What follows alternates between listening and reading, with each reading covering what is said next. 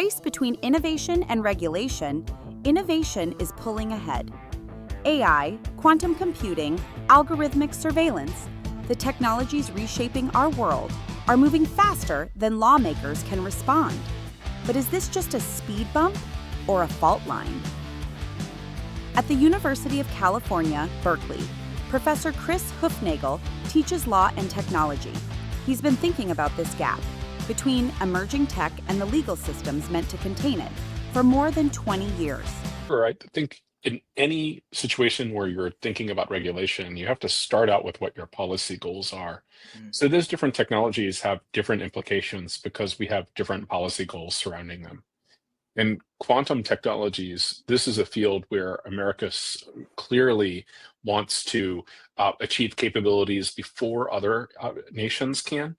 And so that might mean that we approach the technology differently than general computing. It might mean that we invest more money in academic resources for quantum technologies, invest in components manufacturers so that the underlying hardware that goes into these systems is made in the United States, and invest in companies that are experimenting with these technologies and helping them bring them to market. The big problem we have in quantum computing at the moment is that quantum computers exist, but they do not have a clear commercial advantage over large existing computers.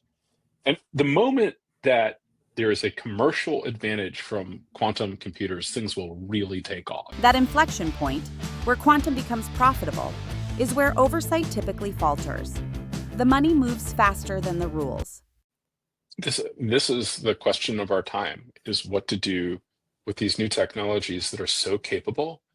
And on one hand, their misuses can be so awful. So for instance, an LLM without controls could make it easier to develop a chemical or biological weapon. Oh, wow. So someone who's not so smart. Okay, so like frankly, any graduate student in biology here at Berkeley could make a biological weapon, but most people can't. And so what happens if they have a technology that can walk them step by step through that process and create something kind of scary? So there's these kind of downside risks. And but the upsides are also enormous. There will be tremendous ability, new capabilities, new efficiencies. Just one example is translation. Many of my students, I have a significant number of foreign students. Many of them use live translation in the classroom to better understand me. Now, some people might not like that. I love it. If my students who know Mandarin and whose English is good but not as good as a native person, I think it's fine that they're essentially processing me through those systems. And of course, these systems are going to have massively disruptive effects. A great example is translation.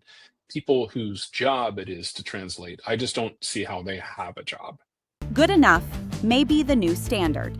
In law, in publishing, in communication, it's not about excellence anymore. It's about speed, scale, and cost.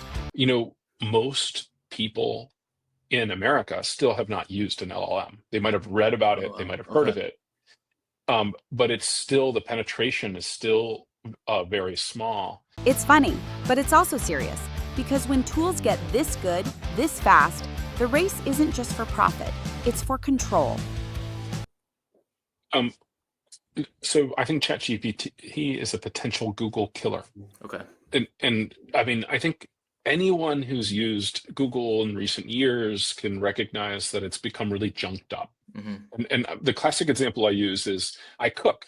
So I can't remember like how hot is the oven when you create lasagna, whatever. And you search for a lasagna recipe, and like literally it's 6,000 words. And there's 30 ads and so on. And that's what Google has created. Google has created this totally messed up the web. Switch to ChatGPT, and in a second, it tells you 375 degrees, no ads, no kind of, oh, my grandmother liked to create lasagna, and so I want to share my lasagna all this kind of stupid talk. That's 100% the product of Google, because Google creates incentives to make pages of a certain length and so on, that's not in the user's interest. So I think ChatGPT is absolutely a Google killer. The technologies are already here. They don't need permission. They don't need regulation to evolve. And yet, we still talk about them like they're in the future. So the regulatory question is how to deal with this technology that has these fantastic upsides. It creates a lot of winners, but it's also going to create some losers.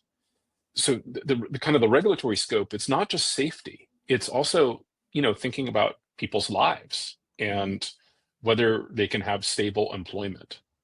If the law waits until after the disruption, it won't just be behind. It may be irrelevant. The paradox is clear. Move too fast and we risk overreach. Move too slow, and the rules we need most might arrive only after they've stopped mattering.